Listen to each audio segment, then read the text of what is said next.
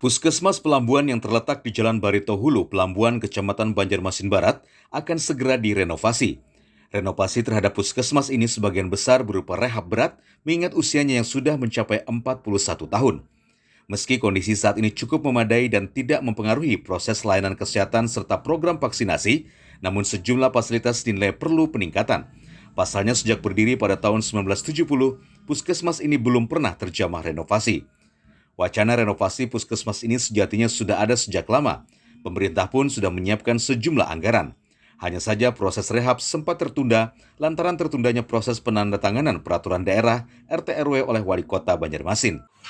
Pada kesempatan kali ini, saya Dr. Taufik, Kepala Puskesmas Pelambuan Kota Banjarmasin, ingin mengklarifikasi bahwa kondisi Puskesmas Pelambuan saat ini tidak ada kerusakan, walaupun gedung kami adalah gedung lama.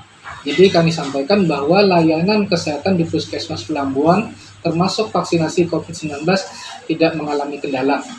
Namun kami sampaikan bahwa pada prinsipnya Puskesmas Pelambuan memerlukan renovasi berat sesuai dengan kebutuhan layanan kesehatan terhadap masyarakat, kebutuhan program Puskesmas yang kami laksanakan, termasuk kebutuhan manajemen Puskesmas.